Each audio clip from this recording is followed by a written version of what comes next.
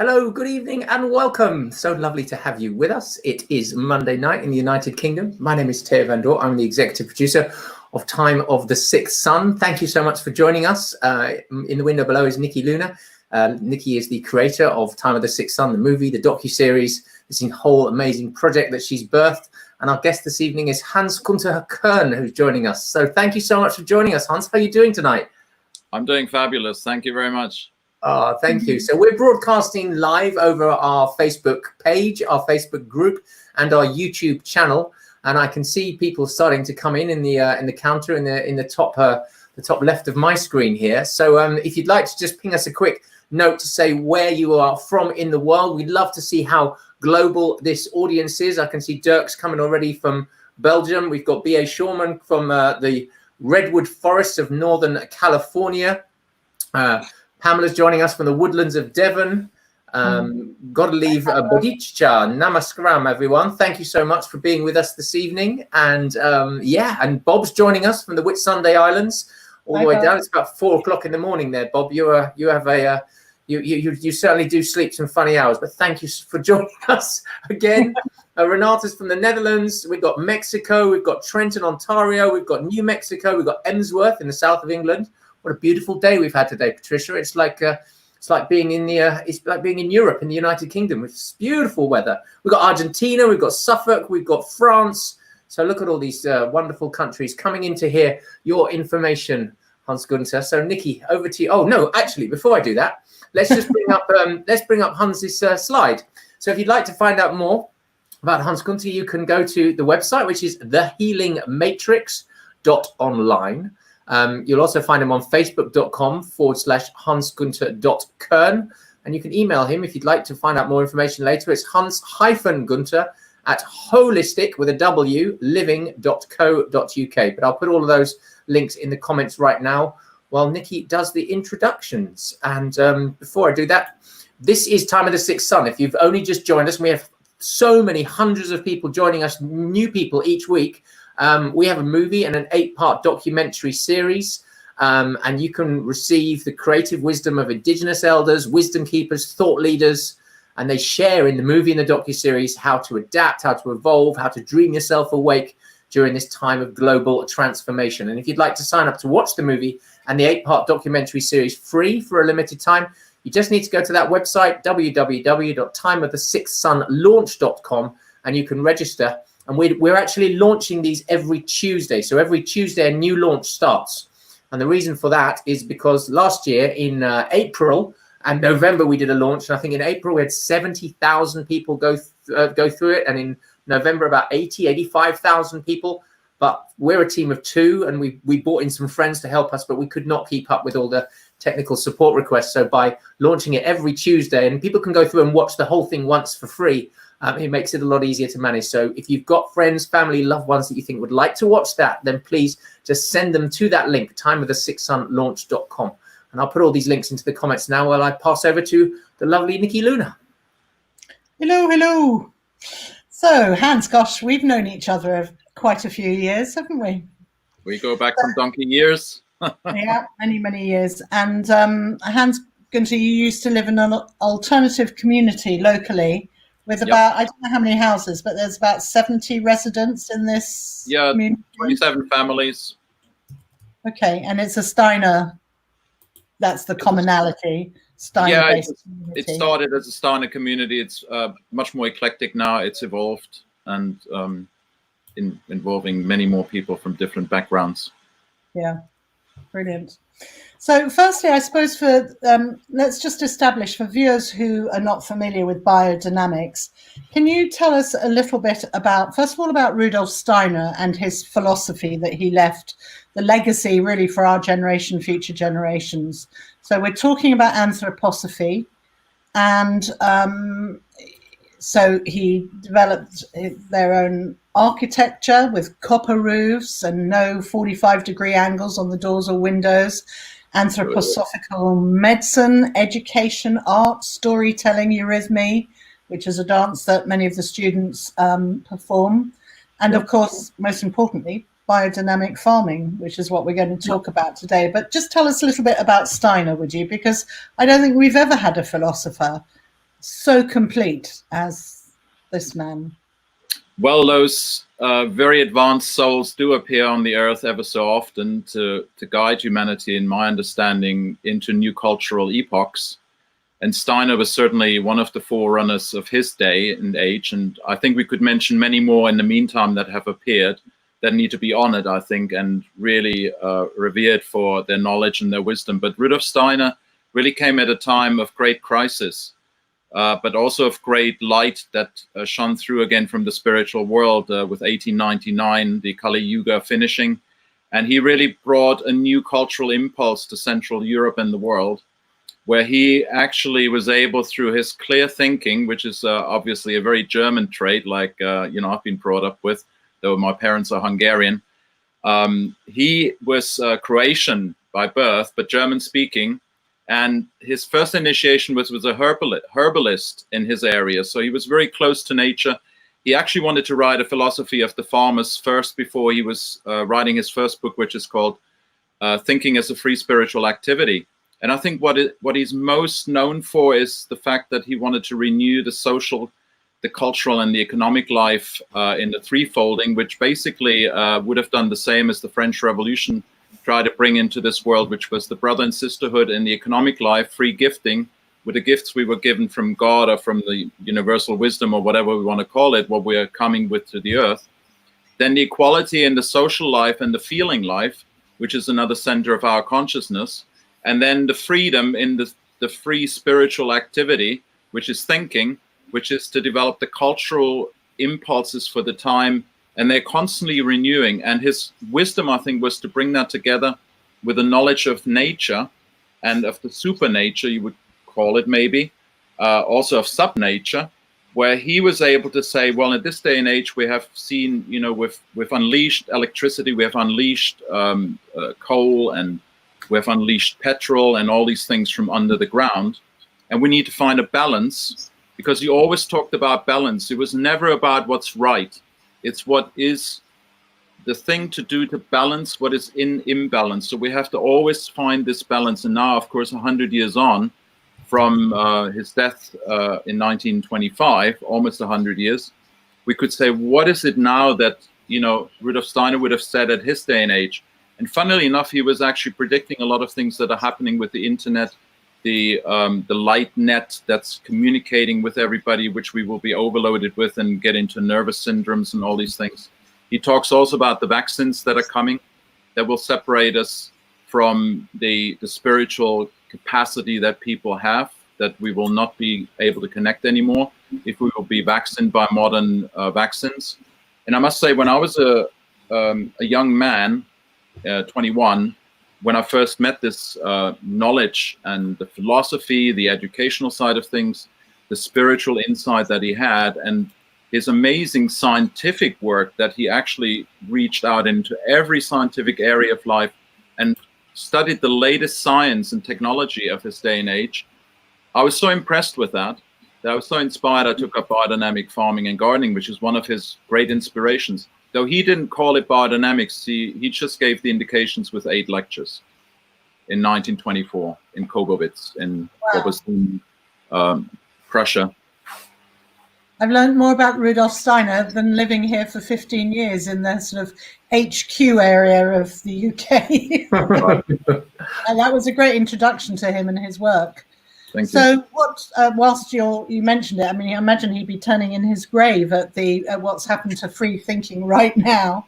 But what else did is there anything specific about this time that you feel is relevant to this conversation?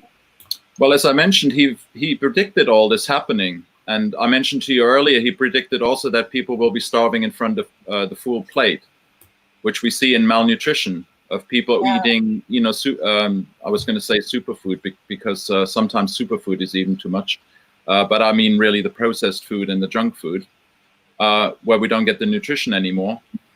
So he would certainly address that. And he would address, of course, the whole aspect that he wanted to bring a whole power back to the village and community system where actually the central government would serve the small communities, and the small communities would inform back the central government of what they really need. So we have actually a true sensory organ out in wood, so to speak, in the fields and in the country, to actually bring the reality and the truth of each area of a country into the national government, so they could make true responses rather than the narrowly informed action that they take sometimes, in my opinion, just having their special advisors and lobbyists.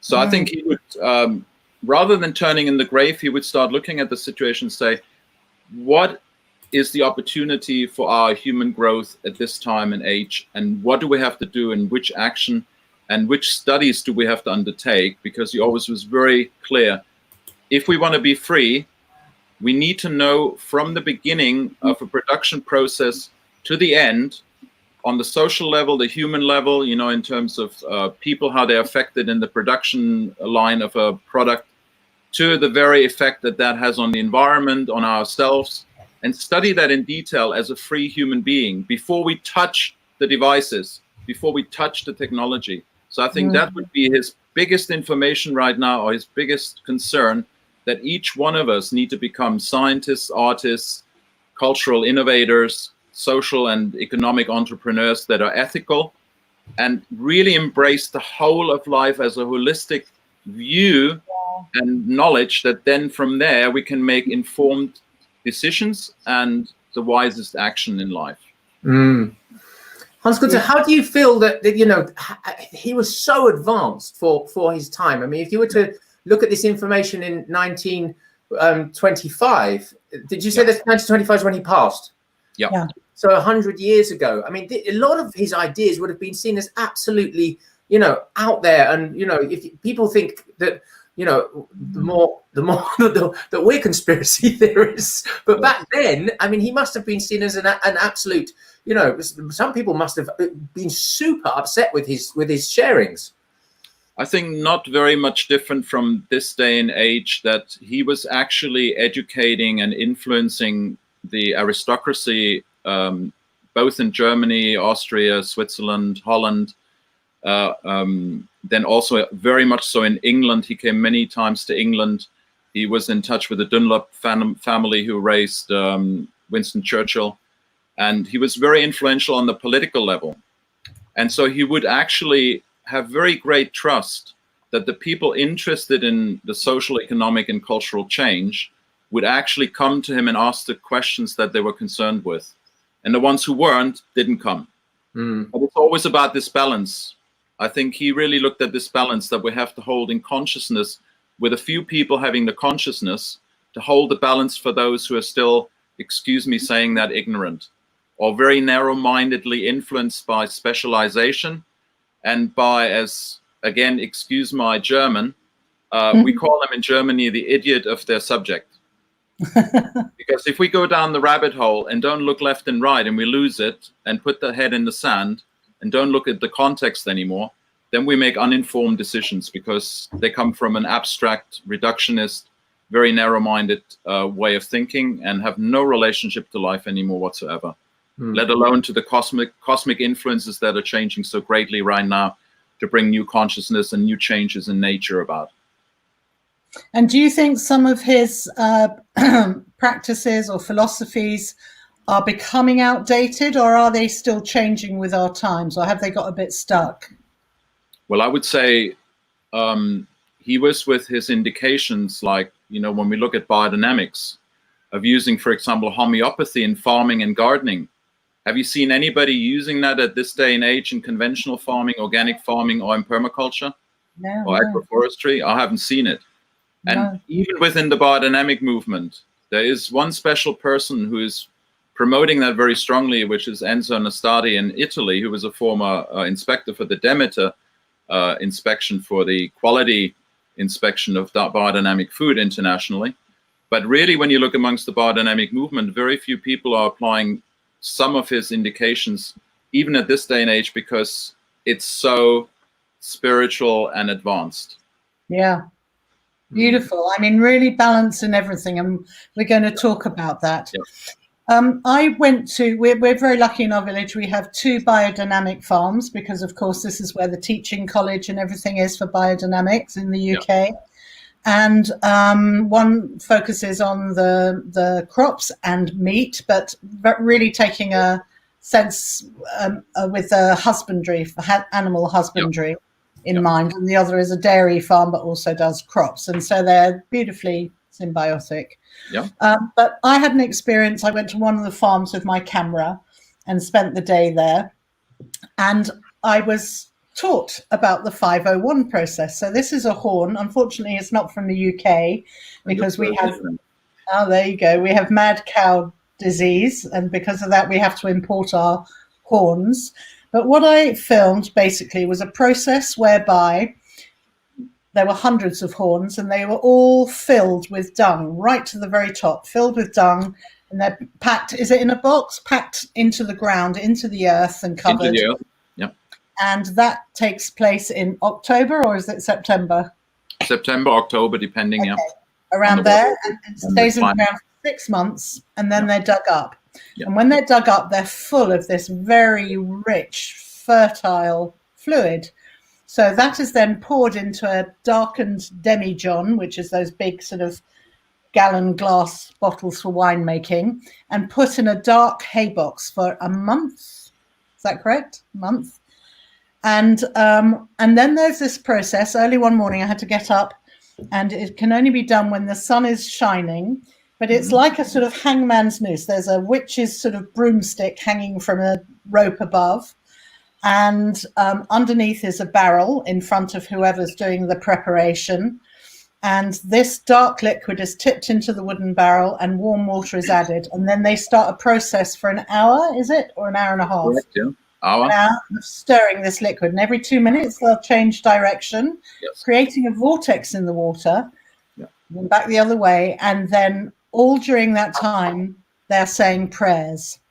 And at the end of that time, the tractor comes along. The liquid is then poured from the barrel into the tank on the tractor, and it goes straight out onto the field. So all those beautiful, the sunlight, the prayers, that's what the fields are being fertilized with. Was I paying correct attention? If I may just intercept and correct, because you're mentioning about the horn silica preparation, that's actually buried in summer, made in March. Not so silica, I said cow dung. Cow dung you meant the cow dung. Okay, sorry. Yes, okay. That's done in October, and it's dug up 6 months later in March. And then for the next 6 months, skulls are put into the ground with silica in them. Yeah. So just to correct another part then, because you said the sun had to shine and it was early morning for spraying, that would be the horn silica. Yes, the horn manure that you made would be sprayed in the afternoon in a cloudy, slightly drizzly sort of atmosphere, possibly when the earth is breathing in the afternoon, because that one would enhance the root growth and the vegetative growth and yield of crops. Whereas the horn silica, interestingly enough, with a quartz that I showed in the beginning here, the hexagonal shape like the beehive has, I'll put it in the center, that is actually applied to make sure that the plants are directed into maturing properly, because we have a lot of environmental factors that prevent the plants from maturing into proper proteins, proper oils, essential oils, for example, also wax and other polyphenols, all these health-giving substances, which at the end give you the lovely color. Like, look at these beans that I just harvested on my terrace here. These are the purple beans on French beans. And, you know, like you think of the courgettes, and there was a slug on here. You can see the beautiful stamen of the flower head, actually. Very beautiful colors. So, I mean, just look at these colors together as complementary colors. So with the 501 or the horn silica preparation, we get these magnificent colors, which are carriers of these polyphenols and health-giving substances, antioxidants. And then we also get the structure of the starch right. So we need to actually do more in our digestion to overcome the structure of the plant. That's also helping to be able to store it outside the fridge. We don't even have a fridge anymore. If we grow properly with these biodynamic preparations, you can get away without a fridge. They last outdoors because they got such a strong structure from the horn silica preparation. Wow, that's fantastic. Yeah. And so tell us, with biodynamic farming, tell us about again, for people who don't know at all, the planting, the sowing, the harvesting days, all guided by the moon cycles. Yeah. So the moon cycle is a very preliminary sort of cycle that's very important, but it's always in connection with the zodiac and the constellations in the zodiac. And so there are different forces and different energies and different qualities as almost like transmitted by the moon and its light, which reflects the sunlight. The sun gathers the light and then reflects it back to the moon. The moon reflects it to the earth. And it was since the moon separated from the earth, we have actually proper vitality and reproduction happening. So depending where the moon shines from, it conveys different qualities. For example, if we want to grow nice root crops, then we would sow, for example, with the moon in the constellation of the Virgin and the Goatfish and the Bull. And I'm using the English terminology because we use the actual constellations, not the signs of the zodiac, which were established 2,500 years ago in the Babylonian Egyptian period. So they're 30 degrees offset. So we use actually what's coming streaming in from the heavens right now. And that gives the amazing quality of root crops like carrots, the amazing flavor, taste, texture. You know, they're like crunchy, that you can, you taste the difference depending when you sow, where the moon is. And that's very different from traditional moon sowing, where they would just go by the phases of the moon. So that would be the synodic moon, just like the Vatican still meets when the moon is full. So they would sow towards full moon, and then they would harvest the wood and so on towards new moon. And that way they have the best plants. But now with Maria Thun and Aaron Pfeiffer and Dr. Steiner, they actually established a really strong scientific correlation. And they did 50 years of experiments after Steiner's indications to actually create that correlation, do on different soils in Germany, in different climatic zones, these experiments to verify that this actually so. If any one of you wants to verify it for themselves, get yourself a bunch of radish seeds and sow with the moon in the different constellations. You will have totally different flavors, textures, colors, size of the bulbous part that we eat, and so on. Wow, that's great information. Excellent. Fascinating.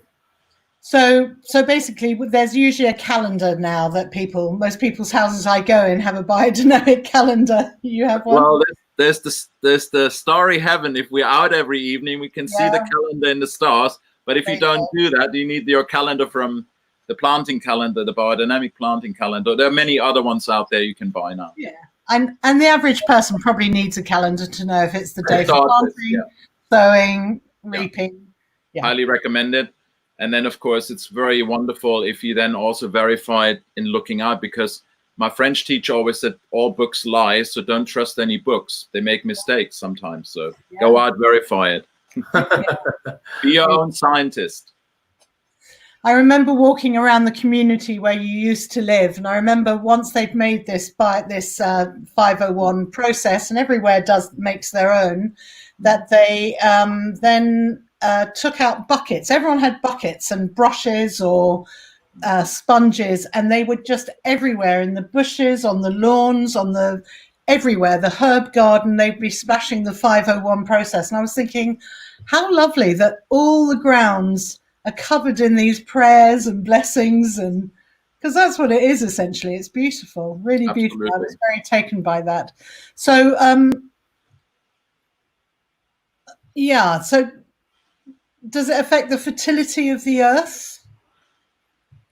Well, that's a big subject right now. When you think, you know, 80% of the humus is depleted in the agricultural soils. The World Health Organization has predicted 60 more harvests from our soils because we're depleting them with modern agriculture and the way we carelessly exploit them. So what happens is soils were created naturally with the interplay between the bisons and the mammals and the elephants and all the wildlife that we had on the different prairies and savannas, etc. And the humus would take 1 inch of humus would take 500 years to accumulate. And you have some soils, they are meters thick. So eons of time has passed between this interplay of the different kingdoms of nature producing humus. We have mined it, literally mined it, just like mineral mining, in less than 2 generations, and obliterated it. Now, the good news is, through regenerative farming, which biodynamic is part of as a movement, with the other organic and permaculture impulses that are sharing a lot of things in common to regenerate, heal, and revitalize the soils, which we know now is the blight of our chronic ill health, because we don't get the nutrition anymore, because the soil hasn't got the variety of microlife and microbiome, and we are lacking microbiome diversity, and it's all about diversity. So with biodynamic farming and the preparations, we can create 1 inch of soil in 15 years.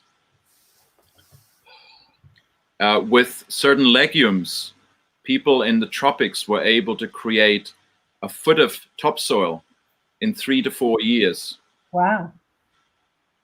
In the desert, there have been greening deserts, and some people might know of Auroville in India as a huge example of 2 generations of having brought the forests back from a desert.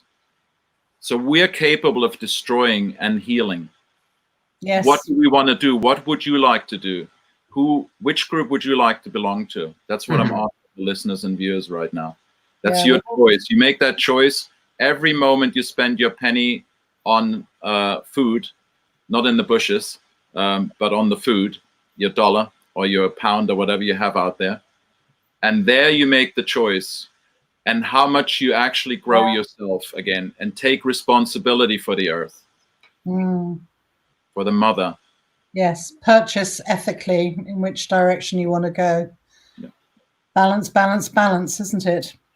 So it's just going back to consciousness, because we are the ones who created Monsanto. We're the ones who created Bayer, who bought up Monsanto and is now putting out poisons that are going to obliterate the fertility of people even more. Yeah, Roundup, good old Roundup, not. Just going back, Hans, to the biodynamic farms. So these horns, usually when we see cattle on a farm, they are dehorned, and which is on a biodynamic farm, then they keep their horns, which is much better for the cows. It's better for our digestive systems when we're eating the dairy products. Don't know if most people know, but we have the unpasteurized raw milk and cheeses and yogurts. None of it's been pasteurized. Yeah. And so I guess I want to know why that is, why they keep the horns on. But maybe I should actually be rephrasing that question and asking, why do regular farmers cut the horns off their cows, and why do they pasteurize everything? That's where I would have started in the first place, because in the biodynamic farm, you have a growing, living, harmonious herd, and you have a ranking order. So there's no wrangling and fighting and anything in the herd, because they know where they are rooted, they have their rank, they have everything. In a modern farm, and I need to add, cows in a biodynamic farm live around 20 to 24 years of age. Okay. In a conventional farm, they are overfed with grain to such an extent that their rumen activity is so messed up that their rumen, their first stomach is called rumen, their 4 stomachs. Okay. And they produce an excessive amount of methane, which we keep hearing in documentaries about why cows are so bad. That does not happen on a pasture-fed, grass-fed cow in a biodynamic system. These cows, they live for 4 years as milking cows. Give 4 times the amount of milk every year from a biodynamic cow, but that reduces their lifespan and their fertility.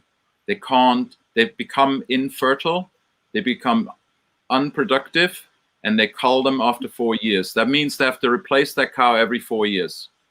That means they have no herd sensitive organ in the farm, because there's a constant coming and going. Just like in the city, you have opportunists coming in, business people, and they take the place of everybody else, and everybody else becomes a slave. Well, the cows are fighting for their rank. So, and then they put them in limited feedlots where they don't have a space to escape. So they will hurt each other with the horns, because they will butt with their head, and it's not because they're aggressive, but they're made aggressive from the way we feed them. And we know that from human nutrition, if we are malnourished and overfed or underfed, we become irritable and all that. The animals happen the same. Then they lose their rank and have to fight for their rank. And so normal, what's called as normal, and you see cows without horns, when they're babies, little calves just born, they burn the stump or the stud, gross stud from where the horns grow off. And it's very painful. They do it without anesthetic. It's very violent. Oh. And then you have no organ in the cow. So the biggest mammary gland that goes from the uterus through the belly, up the neck to the horn, is cut off. So the horn being a reflective organ, you can see when the cow ruminates, it reflects on the fodder and it heals the land and the microbiome of the land. When it has no horns, it can't do that.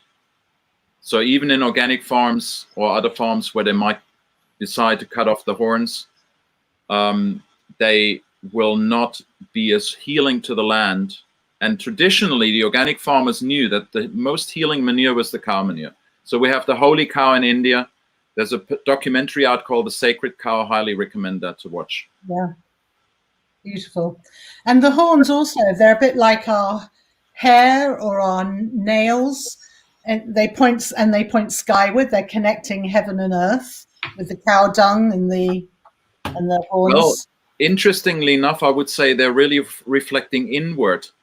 They're holding the sun consciousness outside, but inside the moon consciousness is a reflective consciousness of reflecting on what's in the blood and what's missing. So they put in the manure through their magic process of absorbing substances through their skin, which we do also, by the way, when we're malnourished, and put it back in the manure to heal the land and, make the best soil. And then we can in turn grow the vegetables and the grains and have the best nutrition. Wow.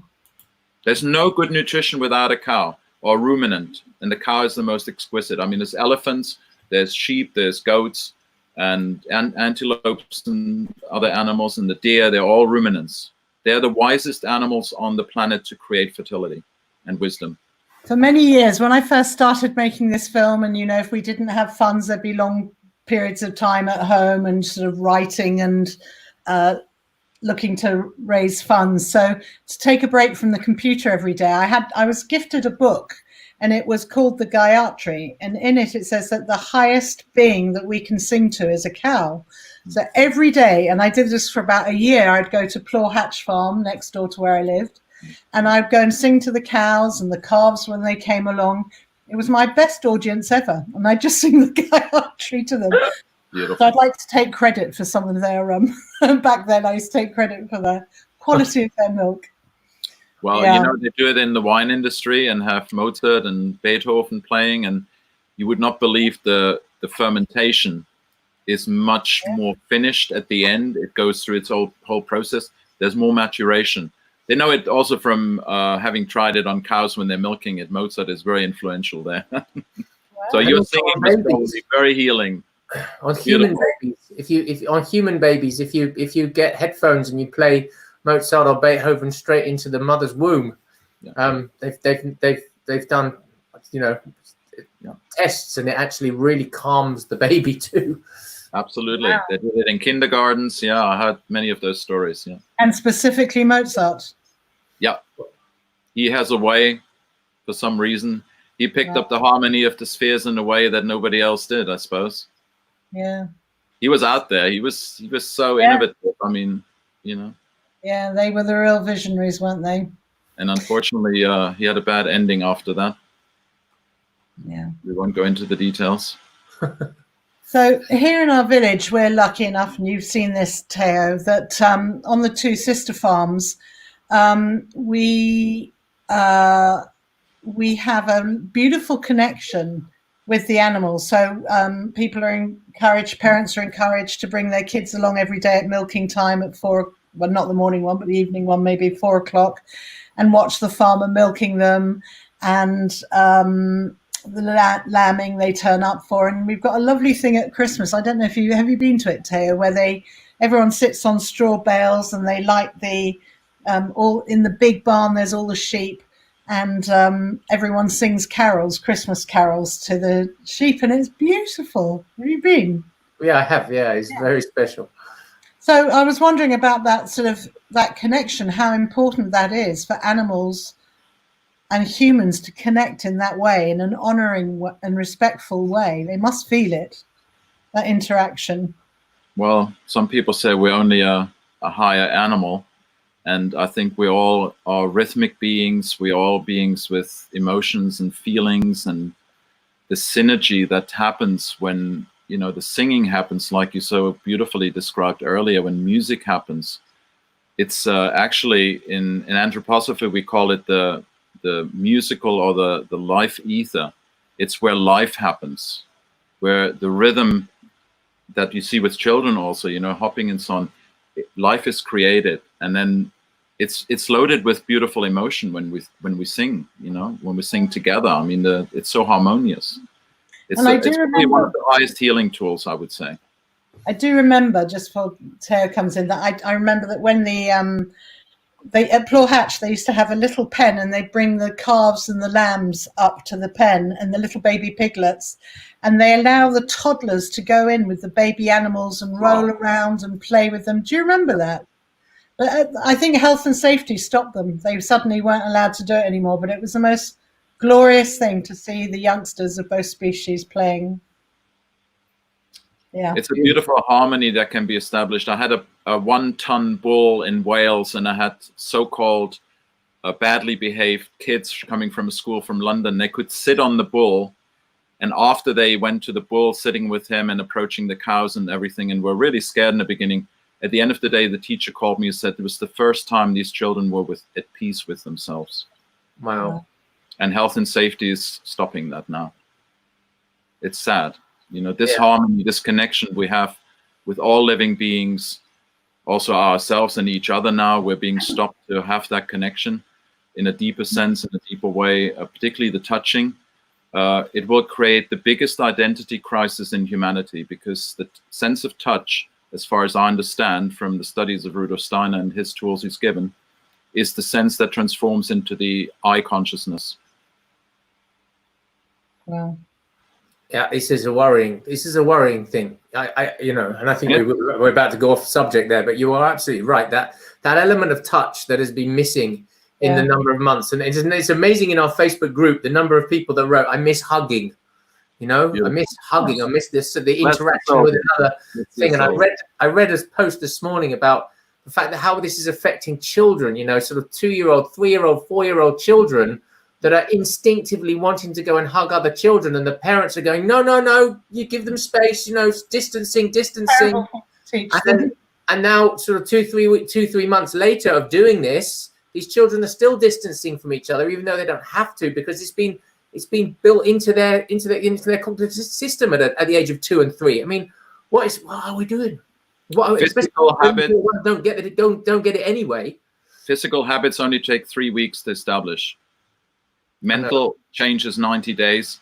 So there's a reason why everything happened that way, in my opinion. And it's interesting how they're drip feeding us things week by week. And anyway, so I mean, this is at the heart of what I'm, you know, doing. That's why I feel nature and bringing people to the garden, whatever the regulations are, is we need to come to the place of free zone gardens and farms, which can become healing places for people again, to be absolutely free. Just like corporate companies have free zones where national law is not applied, or when I worked in Chiapas with the indigenous people there, with the Chiapanecans, the Mayan Indians, they claimed their land back. They had a free government, they had a free zone.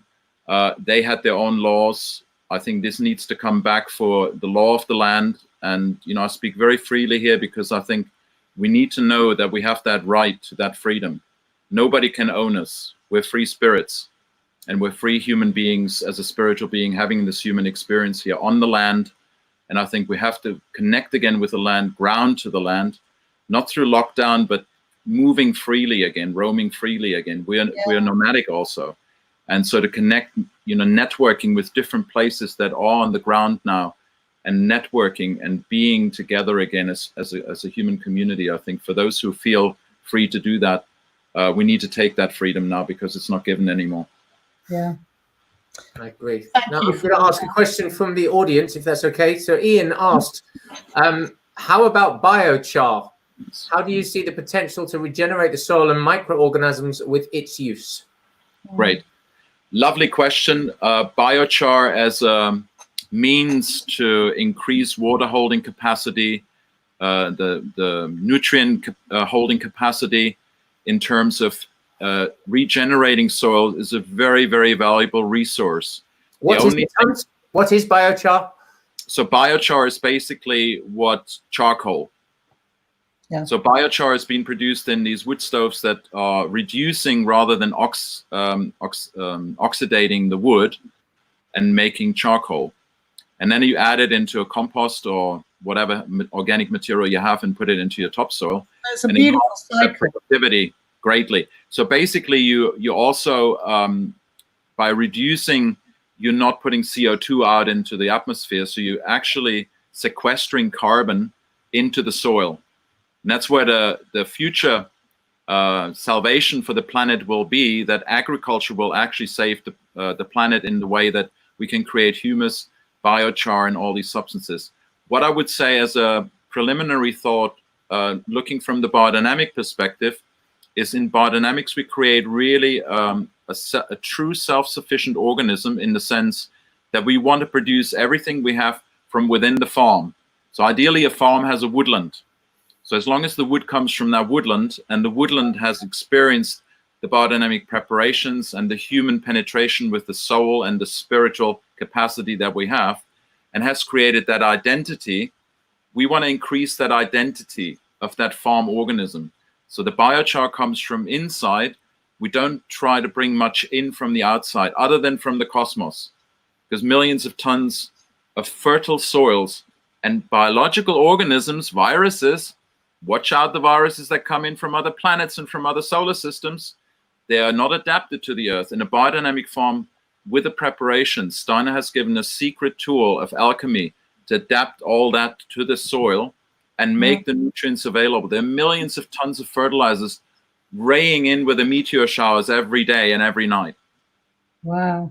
And the forces and the energies.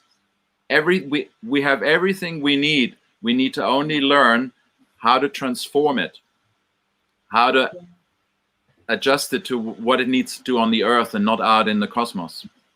So biochar is great. Even more so is what we can do with the cosmic dust. Nice. Fascinating. So Hans, can people encourage their local farmers to look into biodynamic farming? And and if they do, how many years would it take a field to become pesticide or fertilizer free so it can become biodynamic? Okay. Or does it come down to money?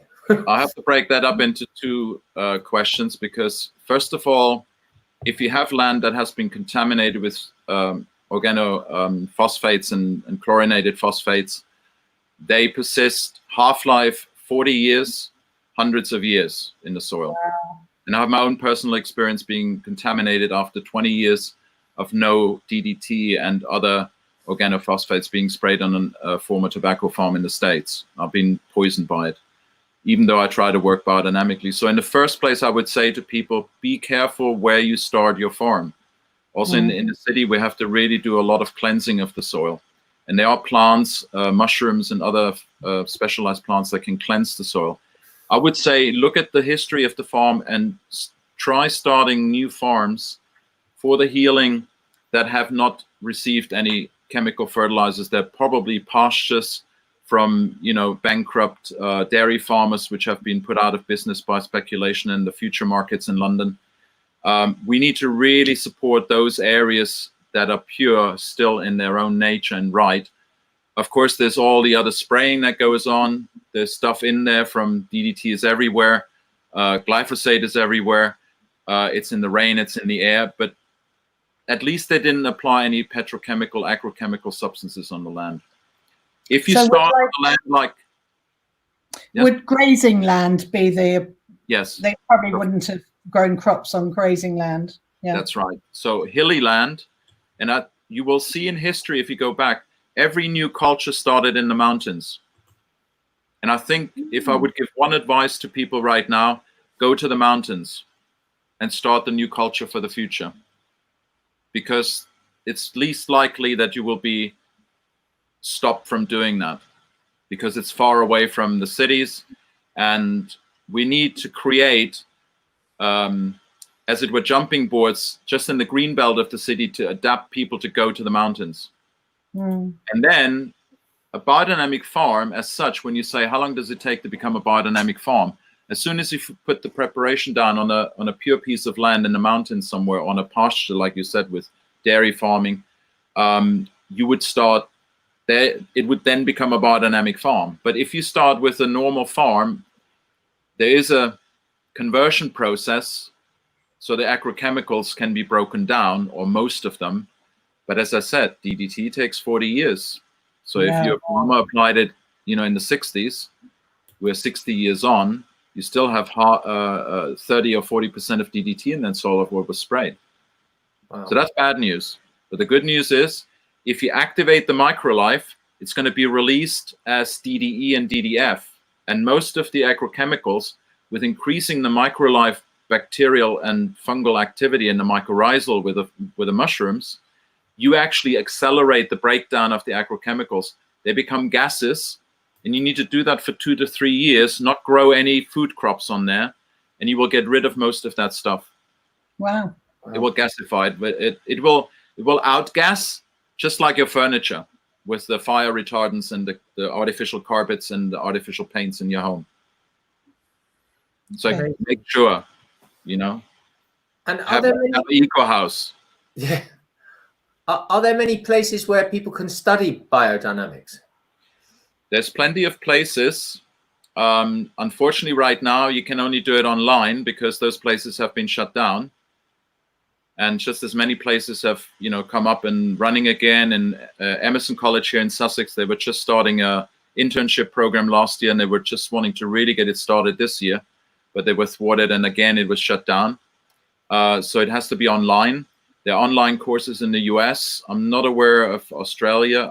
I started an online course here in UK for international community. I have people from the US and one interested in Australia now, and we've got people from the Iberic Peninsula, Portugal and Spain, mostly British at this moment still, but those are 2 courses, and then introductory biodynamic courses that are online that are held from the Biodynamic Association here in England. But I'm aware about 3-4 courses at this moment online. And then you have, for those who really want to become practitioners, they can still go to farms and become apprentices or assistants on farms and gardens. And that's probably the best training you can get in biodynamics. Okay, great. Because you can't do it online. You can do it so much online, and then you have to have the practical experience. That is a theory, about 3 years to get that under the belt. Yeah. It's important, isn't it? Well, and those courses that you run, are they on your healingmatrix.online website? On that website, I only gave a few interviews. I'm running those on Zoom platform with people coming in, and also question and answer. So Tuesday nights we do the online course for 1.5 hours every week through the year, 38 sessions for a year course that are converted basically from a practical course that was done in the gardens into an online course. Okay. And you basically find out writing to my email address about that. Okay, so we put that in the comments, and I'll add that again at the end of the broadcast. And Hans, why did you choose to work with the Steiner system of working with the land? So did you grow up in a Steiner school system? No, I grew up in the opposite end of the stick, in a conventional school, and I knew Steiner kids being very unruly and badly behaved and very strange, and they weren't allowed to watch television and all that stuff that we were allowed, and so they were outsiders. And I knew a couple of Steiner kids we played with, and I grew up in a haven of where Steiner education has its inception in Stuttgart in southern Germany, and also biodynamics was developed in Stuttgart, and they did 6 years of research there before Steiner gave his agriculture lectures, because it's very science-based. It's not just the spiritual wacky channel, you know, kind of thing that is open to, you know, distortions. It's scientifically developed and with clear thinking, because spirituality has to be accompanied by clear thinking. So that appealed to me, all that. But I came from an educational background. I was a swim coach and water polo player, competitor in swimming. And then when I heard about Emerson College here in England, I said, well, I want to become a physical ed teacher and learn proper English. I come to England, go back to Germany. And while I was doing an introductory course into anthroposophy, I met these people who came back from Honduras who worked with the Mayan Indians. And as I had a vision when I was 19 that I need to work with the Mayan Indians very clearly, I had also a strong connection with the Apaches, which led me to Colorado and the Rocky Mountains also later in life. So I connected with my past lives. And these guys were out there working with Mayans, and the culture was so intriguing. Everything was upside down. They lived life from their dreams, and their reasoning was totally back to front. And I was like so intrigued with their love for each other, for culture, for the reverence for nature. I was so taken by it. I said, I'm going to do this course. Yeah. There was an integrative rural development course to go out and do humanitarian aid, because I was very clear I wanted to work and help with the North-South divide. That was a very strong issue at the time. I was very involved in the demonstrations with Egyptian war with the Israelis and the Palestine Gaza Strip that was developed at the time. So I was very active socially then. And it took me to Emerson College, and there I met the right people who said, come on, I mean, this is perfect. And I said, this is perfect. It teaches me everything I was interested in. The gardening side as the basis and the biodynamics as to heal the land again. And then we can teach that to the children, and the children will teach the adults. And that's what I learned about the Mayan culture, that the children are revered, you know, as wise young people coming from the spiritual world. It was such an attraction, I could not say no. And I decided I let go of my teacher career, which I had started in Germany, and became a rural development worker, humanitarian aid worker with, you know, anthroposophy and biodynamic gardening, farming as a basis. Well, fantastic story. Because both of my boys, well, my youngest now is at the Steiner School, and my eldest is locally, he's homeschooled, but he goes to different forest school groups and very much Steiner led. And I love going for walks with them in the woods, because exactly what you just said, the stuff they teach me, because I didn't have that education, and we only moved to the woods 3 years ago. But, you know, we're just wandering around. They say, you can do this with this plant and this plant. You can eat this, taste this leaf, and, you know, put this in your mouth. It tastes peppery, and eat this flower. And it's just like incredible. As you said, the learning coming from the youngsters. And it's so practical. It's, you know, through all the senses that we have. They're so opened up in the Steiner School movement and in the forest schools. And I mean, if you can send your child to any of those institutions or the Montessori nature schools, you know, 60% of the national curriculum in England, I researched at the time in Michael Hall when I did a research program, can be taught in the out of doors. All the national curriculum, 60% of it can be taught out of doors. With amazing, much interest and you know, broad-based experience and fun and health, because I mean, who wants to sit, you know, 24 hours a day in a classroom? No. Amazing. But for me, the outdoor classroom became my temple, you know. It became what I want to share with people. Lovely. So you've often spoken about cultivating your inner and outer garden. Just explain what you meant by that. And it's well, you know, we all have our health journey, and I think as we get, we're here longer on the earth. We don't get older; we actually get younger. I can assure you, as you grow older in age, you grow younger if you do it the best way you can, if you want to get the better version of yourself out there, and also discover inside what lives in you. You know, what were your traumas that you had in your childhood? What were the cultural background traumas of your country, you know, coming from Germany, all that I carried as a guilt and shame inside that came out in my adolescence, where I couldn't even talk to people. And then, you know, the parents being refugees, you know, and being multicultural, we all are multicultural. 1 or 2 generations. Yeah. Look at it. We're not English, German, or whatever. We're humans, and we're multicultural.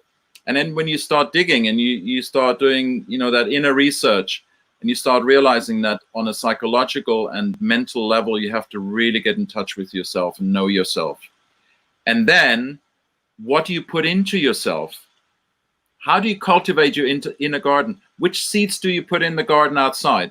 Are you using genetically modified seeds? Are you using junk food or fertilizer? Artificial fertilizer put in your garden? Are you putting artificial things into your body? Are you putting things in your body that damage your body and your biology? And therefore you can't develop your true soul experience and your empathetic and compassionate side of life and your true insights through your clear thinking because you ate maybe too many potatoes and they digest in the brain and give you a headache. I'm serious. I'm not joking. Yeah. So how much do we eat of each food? What kind of food has different qualities? That you can all learn in anthroposophical nutrition in a very clear way, not just in terms of what vitamins and enzymes and minerals and so on are in the food, and which, antioxidants and so on, but what life quality is in the food and how that is produced in the garden. And when you put that into you, you've got energy to do things. And then what information does the food bring into you? Because the plants are the mediators between heaven and earth. They feed off light. By the way, we too. We have actually receptors. We can turn light directly into energy. Last 10 years, it's all been researched. It's out there. But we still need the light and information that comes from the cosmos for our new ideas and our clear thinking through the plants. And then maybe through animals, if they raised it to the animal level, to get the nutrient densest food from animals that are humanely and ethically reared. So what do we put into our inner garden? How do we discover our inner garden? And what do we put into the outer is, I think, the same, because we're one and the same. Exactly. So you talk also about grow your own health, which is sort of pretty much the same thing. Yeah. So many people on our planet still eat to please the palate and dance to the tune of their food addictions. And it's interesting on mainstream TV, with all the cookery programs and endless things there are about food, I don't think there's one program that actually is cooking, noting the health of each of the ingredients and how it interacts with the body and everything else. So you have to go to America for that. You have to go to in the US. It's very different. Yes. You have Dan, oh gosh, forgot the name now, but Chef Boulay and Dan Bittner. And I can only talk about here in the UK for sure. So they're far advanced. They're now breeding seed out there to come back to the nutritional quality. And then the chefs started that kind of seed company, the top chefs of the top restaurants. I know from Biodynamics in Fetzer Vineyard in California, already in the 80s, they trained all the chefs how to cook biodynamic food in their restaurants in California. When is it coming to Europe? Usually a bit later, exactly. But it's happening. It's happening. It's out there. And I think there are people now coming. There's even doctors now in Bristol are being taught nutrition by Dr. Chatterjee and such people. Functional medicine and all that is coming to England. People are realizing we have to actually turn things really around and cook healthy. Yeah, absolutely. So it's all about re-educating. And so let's talk about eating seasonally, eating locally versus globally, and also the importance of cooking our meals from scratch, not buying anything pre-made. So again, you could say just viscerally, when you look at children, when you watch children, now I go back to my own childhood, I used to love it going into the garden and just pick the strawberries and the peas and straight off the bush. And they were the best, and we would eat ourselves sick because it tasted so nice. Yeah. So raw food, tomatoes, in season, raw food. The kids know it. Yeah. And if they have a deficiency, they go out and eat soil. If it's organic, I wouldn't let them eat the conventional soil. Yeah. But just one thing I wanted to just add to what you mentioned before about the inner and outer garden and the food and so on, as we're talking now. If somebody had a post-traumatic stress experience and hasn't resolved it, it sets up food addictions. I've been researching this the last 2-3 months, working for an allergy app as a consultant. And we need to start looking at the psychological side of things as much as the food that we're eating, and not blame ourselves. And then the other thing that I'm realizing, particularly listening to a lot of the American podcasts, the food environment for those who are poor, who are low-income people, who are ethnic minorities. I've worked for an inner city food foundation in Hartford, Connecticut. There was no fresh food in the inner city because there were no shops in the city who could sell fresh food because there was not enough money. So they couldn't survive. So we had farm to community arrangements with community supported agriculture. And I would highly recommend to start looking at those communities who are really now in the dire straits of people who have lost their job in London. And I'm in touch with a movement called the Gaia Kingdom movement, where we're looking to create gardens and other people in London, because we have to really start looking at growing food locally in the Greenbelt. I must say, the mayor of London has signed a paper in 2018 at Christmas for a food security program to make sure that London has gardens and farms growing food locally. That was in response to Brexit. And that people can go to the gardens as a community to heal also from their mental illness and from their isolation again. Yeah. So the local food is a no-brainer. It brings people together. When I had the farm in Hartford, Connecticut in the US, we had millionaires. We had refugees. We had street kids, with orphans, with halfway house people. We had from all sections of life. And what it needs now is in every community that everybody from the different religious backgrounds, ethnic backgrounds, social economic backgrounds comes together and builds the bridge through the land, through the food, and cook together and share their recipes, because the ethnic communities have the rich recipes, the healthy recipes. And then the traditional English folk, the elderly, they have the recipes still, what they used to eat here, and bring them all together and share. And I think if this starts, when this happens, and it is happening in places already, because they're community gardens, a cultural explosion will happen from this. I love the idea of growing, harvesting, and cooking and eating together. I love that. Breaking fast together as a community. Beautiful. And eating together, and then by bringing the community together on the land through the year cycle and getting into that rhythmic kind of experience. And then you're saying the sharing of the food, and creating the space for how you eat, how you prepare, how you present the food, the colors on, and then the flowers come in and decorate the salads. And you've got dozens of different greens and things for the salads in the summer. I mean, it's such a blessing. I would come up to your community every Easter for breakfast, Yeah. and the whole community comes to the big hall together, and everyone brings things to share and that they've cooked and grown and everything else. And I have a real ancient memory when I do that of breaking fast together. So I don't come from a big family and I live alone. I love eating together at big tables and banqueting, isn't it? It's just fabulous. I just want to give a really positive shout out to all those people who are wondering right now how they can get over their allergies and their eating addictions and their, whatever the food holds for them. If you really come out of your own space and start sharing with others, you will see how all those things will break down, because you will start sharing the same microbiome. They say, excuse my French now, you will shit in the same toilet. Yeah. The same biome there. And, in Spain, it was so beautiful. They ate from the same salad bowl by hand. Yeah. So you share your biome. And there's a doctor in the States, and he's fascinating. I can highly recommend for any one of you who wants to get deeply into this to listen to Dr. Zach Bush.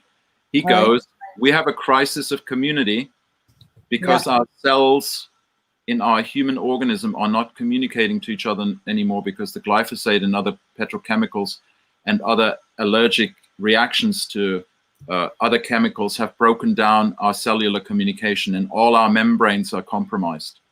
And so poison is going into all our systems. We can't think clearly anymore. So if we go back to the land and grow and eat local, fresh, homegrown, home-cooked, community-eaten food, you heal from the inside out. Your microbial community will start being wholesome and diverse again. They will heal your membranes and the cellular system to communicate with each other. When you communicate inside in your own organism as a human being again, you will be able to communicate with the world. When I was a kid, I was malnourished with a full plate in front of myself because my mother cooked so rich. I believe with the acid reflux and all the poisoning that happened in my body, I had cramps every day training. I believe that if my food would have been good, I would have not the communication problems I had as a child, and I would have been better performing in school. They know now very clearly, if you're not eating fresh, nutrient-dense food, you will not learn. You will not make good decisions. You will be always reactive, and you will be in stress. So I think going to the garden and doing this ritual that you're describing with the community where I live, it's the future. It's, it's the now. Let's call it the now. I think we need to do it now. Anymore. But talking about future, if we're looking at which I think will come, I don't think it's a possibility. I think it's a probability now that there will be food shortages at some stage. With the earth being depleted, with the weather conditions. So talk to us about that, how you see that maybe farms can adapt before it becomes a crisis, and think about how maybe they have to change the pro rata of crops they grow in order to feed the community. Should they be thinking like that, community farms? How should we be thinking? We're blessed that we're a small country in England, but I know in US and Australian places, because of the centralization of food processing, people are going hungry and they're throwing animals and crops away 40 to 50%. So there's plenty of food grown, but it's so centralized and so monocropping style food production. We know before the crisis, we threw 40% of our food away. There's plenty of food grown, but it doesn't get to the consumer. So I think what we need to look at, like they were looking at after the Second World War, to decentralize cities. My dream is to create earth dwellings under the farms, under the gardens, to bring people back to the land. We need to live under the land where it's the safest, because weather conditions, in my opinion, from my research and seeing what's happening with the sun and the space weather, there's two options. Either we're going into an ice age or we're going into a major sun wind explosion event, which could take all the electricity out. If that doesn't happen, and some scientists say it's overdue because it happened in 1921 when we had a low sun cycle then with the Spanish flu and the virus then, and people dying from it, and then we had the depression, which is happening now. So it's all cyclical. 100-year weather, it's all this cyclical thing. Even if that wasn't happening, 40% of our food in Britain comes from Spain, from Italy, from areas where there's no water. It's grown in desert environments with fossil fuel. Fossil fuel is going to last another 5 to 10 years. And it's grown under the most abysmal social conditions of using immigrant labor in labor camps, just like we had in the slave system in America in the 18 and 1700s. I can't remember who it was that I interviewed, but they were relating, they were saying it's the same. When you look at countries who don't touch and hug and aren't close, you see desertification in those places. I experienced it in Spain. I had to come back to England because there was so much corruption, there was so much fear, there was so much mistrust, which was established by Franco and the dictatorship that finished in the 70s already. But it's still rife there, and you're quite right. And then, of course, the consciousness there is cut down the trees because they take water instead of seeing that trees make water. But having said that, in 5 to 10 years, 40% of our food will be not coming from there anymore. The sea is infiltrating because of all the tourism and the agricultural cropping, and even the bit of sweet water left is going to be saline. Our water in Elche, Alicante, if you ever go to Alicante, Valencia in Spain, pH was 9. Oh, That's gosh. like caustic soda. Gosh. Okay, that's the reality. We're getting our food from there. 40%. The age of farmers and gardeners here in England is 56 on average. It's gone up actually 58 now. So the farmers and gardeners are dying out. Who's going to grow the food here in England? Yeah. In UK, Ireland, Scotland, Wales. It was considered something you do when you retire or you have your allotment, or it's so true. We have to have a whole turning 180 degrees of, like they do with regenerative agriculture and the farmer's footprint with Dr. Zach Bush in the States, where we're actually creating again collaboration between the consumers and the growers and the distributors in the shops, where we create community supported ventures again, where farms are owned in community. There's not a landlord and a feudal system and a corporation and the interest being in the insurance companies.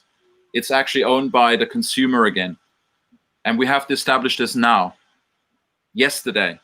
Luckily, the community-supported agriculture movement was started in Japan in the 60s, came to the States, is now in England. But people have a very strong resistance to doing things in community. Maybe now we might be forced into it. But I hope it comes from consciousness. Yeah. Well, something that we're hearing all the time is one heart, one consciousness, the interconnectivity of all life. Yeah. So tell us more about that in relation to your holistic view. Well, I would want to. It's all about interconnectivity. Everything is connected to everything. Absolutely. Cycles, yep. Sharing. I would want to go back to the 2 farms you mentioned as an example, because we mentioned them before, where all these amazing activities take place. These places were not started for nothing. They were started with a larger umbrella image, with a vision. So one was started with Emerson College as one of the 3 pillars.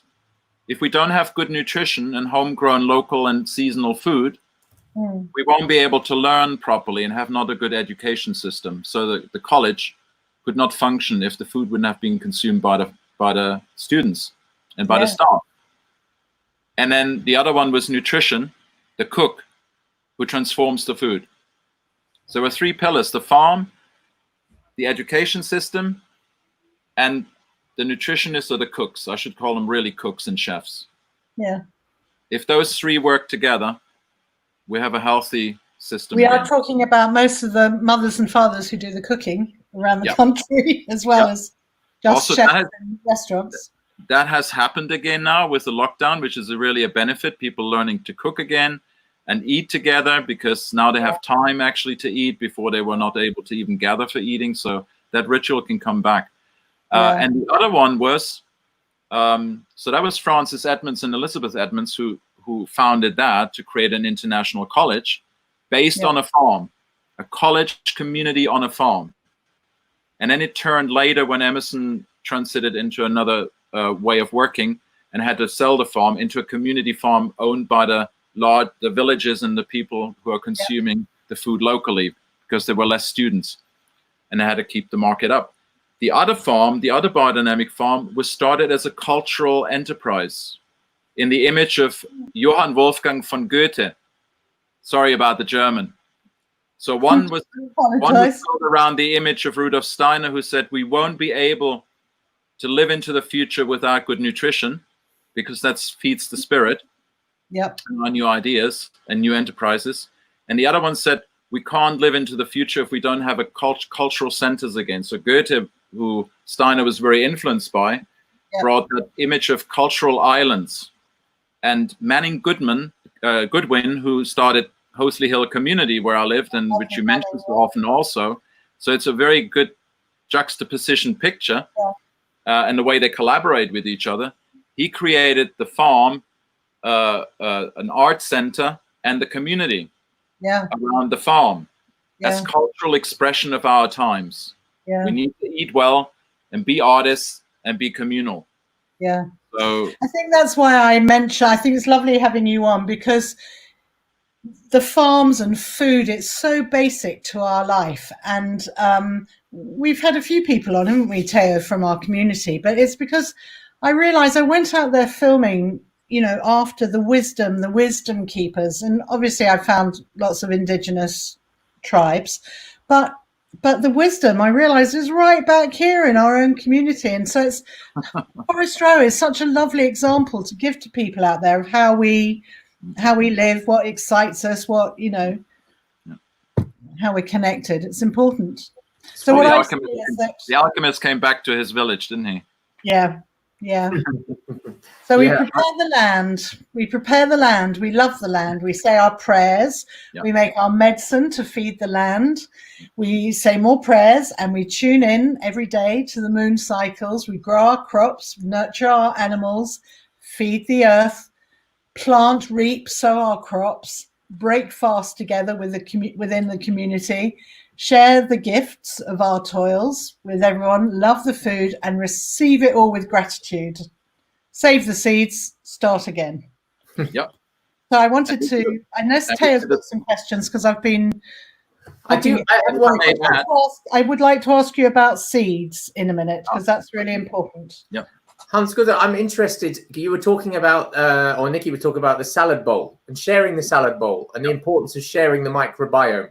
Yeah. What is this excessive use of hand sanitizers doing to our microbiome on our hands? Because I read a study that actually you don't need to use them. Even if you rinse your hands under warm water, it doesn't even have to be warm water. It can be cold water. It takes as much of the potential dangerous stuff off your hands. But by using these hand sanitizers, you remove all of the good microbiome, all of the good flora from your skin for up to 8 hours. Is that correct? Correct. And I would want to add there, you will open up the doorway for the opportunist viruses, bacteria, and funguses that are actually not in balance and in harmony with you as a living organism. When you use chemicals that are so sterile, they invite those organisms in first. If you were to use essential oils or just herbs or, like lemon juice or anything natural, then the whole balance of the microflora, including the viruses, which are part of this community, are coming in. Yeah. And the viruses, in my understanding, have a very, very strong role to play right now in the transition towards the new consciousness and the new adaptation of our biological organisms to the new energies, vibrations, and destructive forces that are coming in from the cosmos. That's a big word. If we are exposed to chemicals and more isolated and less in nature and drinking up less sunlight and breathing less clean air, more contaminated by certain protective gear, and also being more in our home environment, then we are made, in my opinion, more sick. More so sterile. We will eventually give up. And just as they tried to do with the potatoes and the GMO, the genetically modified organisms, that they injected into potato a human gene that boosts our immune system, that we grow it in the potato, so that at the end, we will be dependent for everything that has to do with our own balance and health to take it in from the outside and be dependent on corporations that have the patent on it. And this is what we're exposed to now. And that's why I'm saying biodynamic farming, gardening, organic, permaculture, whatever, a natural way of tending to the land and getting our hands in the soil, breathing the microbiome. Like Bush says, the more biodiversity you can breathe in, the more it informs through the RNA of the microbes and the viruses, your body to recreate your DNA. Well, I understand there's an opposite plan that wants to actually rewrite our DNA to fit into another system, into another idea that's not cosmic and supernatural. It's actually subnatural. And Steiner describes that very clearly, that humanity will split into two humanities at the end of the last century through the consciousness that will go into either evolving as alchemists and as human and natural being into the future, or become trapped into mechanistic automaton system for which we're being prepared with.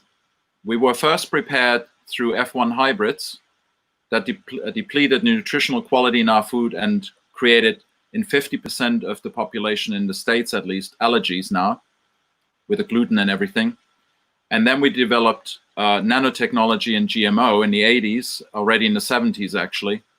Geoengineering projects that are, filling us with nano aluminium and all these things, and mercury fillings. And, we're obliterated from every angle. And the houses being built so cheap that, I had a breakdown with mold. If you have all those things working from the biological level, have the worst organisms intoxify you, and then the chemicals intoxify you, I had a major breakdown. I was sick for a year until I found out natural health methods and solutions apart from the food, which was not enough to heal me. We need other means to do that too, and make people get aware. It out of your system. Because even if you're eating well enough, you need things to detoxify yourself. Things like zeolite, for example. Yeah, if you take, absolutely. The zeolite. What's your thoughts on zeolite? I haven't researched it enough to give my opinion. Charcoal, I know, is a really good one. Lemon juice, vinegar for glyphosate is excellent. Yeah. To clean out glyphosates. But if you want to clean out other substances that are lodged in the cells, the petrochemicals, they attach to each other and conglomerate. So the cell wall is only that thin to go through. So once they conglomerate, and there's a funny story, just to sidetrack for a moment, in Dornach, in the Anthroposophical Center, they have a crematorium. And when they have anthroposophists burned there, they burn clean. With the people coming in from Basel, there's a heap of tar left at the end from all the petrochemicals in their cellular system. Yeah. Wow. And it conglomerates in a heap of tar. It's as if this is like a living entity that, sticks to each other. Just like certain things that are happening now, people stick to each other. It's not a funny story. Right? I said it's not a funny story. No, but it's happening, and that's the worrying thing. Yeah, it's a bizarre story. This is what's in us.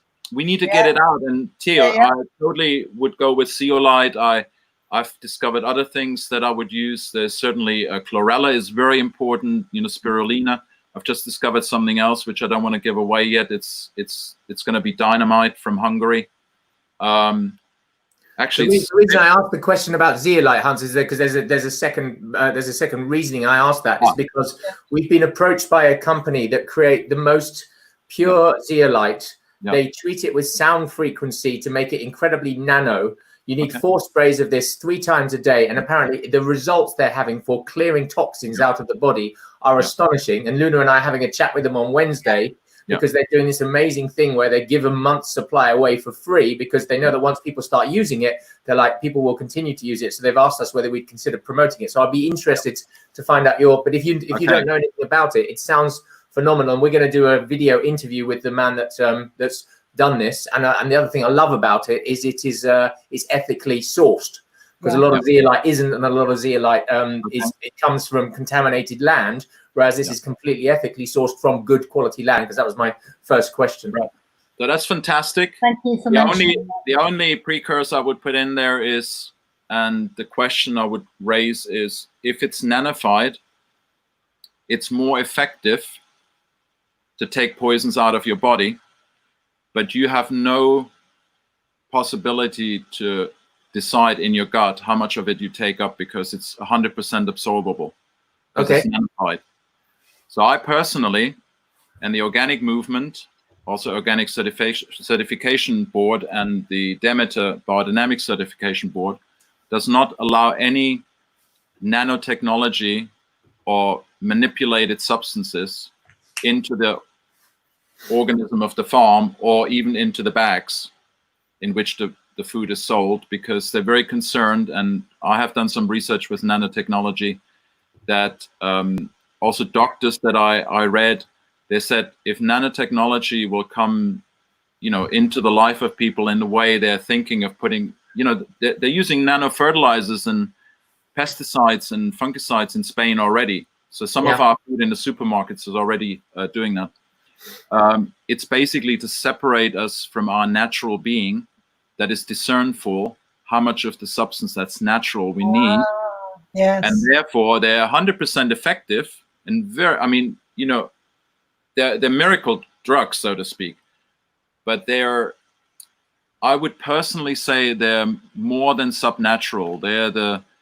They're made from an area of spiritual wisdom and knowledge that I would call are ruled by other beings than even subnatural beings. They're much lower. So it pulls us down into a lower consciousness than subnatural. Lower vibration. Yeah. Gosh. I'll ask the question. It's fascinating. It's an illusion. Doesn't use it. They're not using any technology. They're literally using sound vibration. So it's I mean, the company sounds super ethical. Otherwise, we wouldn't even be talking to them in the first place. I hear you totally, and I don't want to kind of put a damper on it. I'm just, if something is nanified, and I know the biggest problem with car pollution in the cities is not the actual dust from diesel.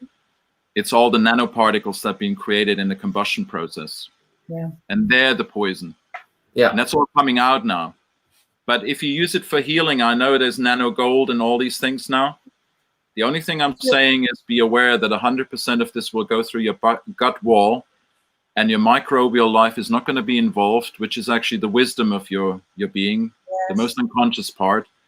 And I read, when I read about the nano fertilizers and so on in agriculture, they want to avoid the interaction of the plants with the bacterial life and the microbial and the mycorrhizal life in the soil, to have absolute control over what we're taking up and what not. So it's with all the good intentions, these people are probably producing them, but maybe with some blind spot to that kind of fact. Thank you. I will ask the question. Yeah. We've only got a few minutes left. So Nikki, you had a question. No, that's it. I really wanted to give time if there are any good questions coming in from anyone else. Yeah, that would be interesting hearing from the listeners and viewers.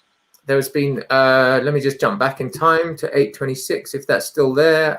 We asked about biochar.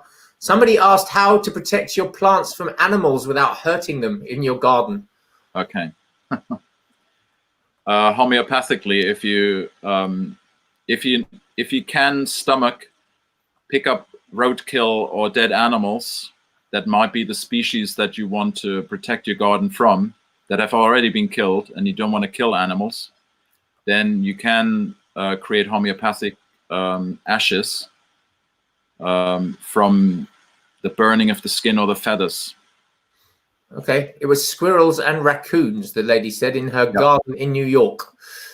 So squirrels, I've had very great success in Emerson College. The squirrels, the American gray squirrel, was eating up the window frames of the new student houses. And I made a D8, so 8th potency ash homeopathic remedy, and sprayed it around the houses, and the squirrels would not come back. And I usually picked up roadkill, skinned it, burned it, dynamized it for an hour so the ash was fine, and then you dilute it 8 times down to the 8th potency, and it's very effective. Okay. You don't have to kill any more animals, because the water you have from one animal or two lasts you for a lifetime to potentize from. What an amazing, amazing talk. This has been probably the most informational talk we've had in 90 minutes, isn't it, Theo? Really, yeah, absolutely. Very constructive, great information. So if people want to get in touch with you, you do your courses, but there's a couple of ways of getting in touch with you. Let me bring that up now. Here we go. So you can go to thehealingmatrix.online. You can follow Hans on facebook.com, Hans-Günther.Kern. And if you want to drop Hans an email, it's Hans-Günther@holistic with a W living.co.uk. I'll put all of those in the comments again now. And I would also say that Time of the Sixth Sun is available to watch for free. You just got to go to timeofthesixthsunlaunch.com. That gets to see, you get to see the movie, and you get to see the docu-series. It starts every Tuesday night. If you were to register tonight, you'd go into the launch that starts a week tomorrow. 3,500 people going in to watch tomorrow, and it's just so much easier for us to do this on a week by week basis, because I can then handle the technical support rather than it, having the tens of thousands of people hitting it at the same time. So you can continue to share that link far and wide, and anyone that goes to that website can opt in to watch.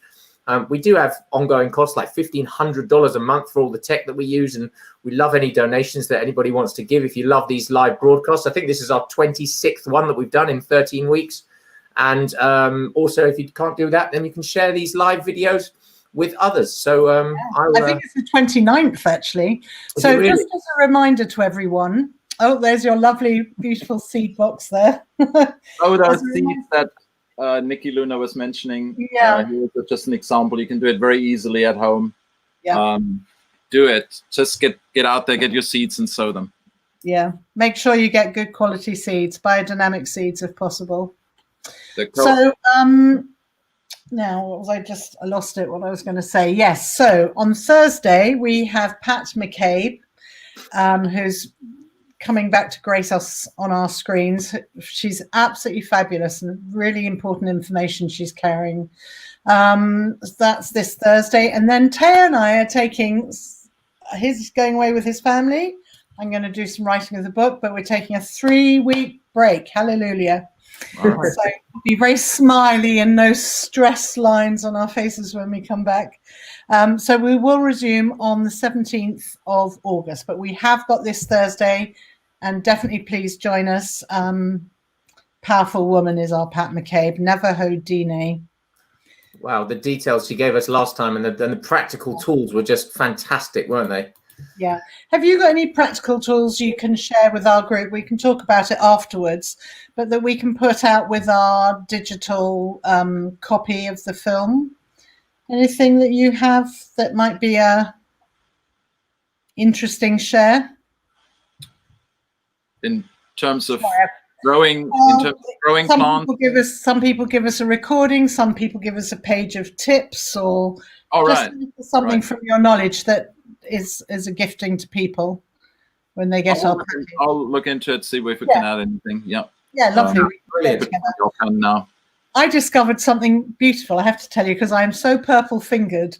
And the other day, I had seen a documentary where it took a tomato. I had a rotten tomato, biodynamic, mind you, in the fridge.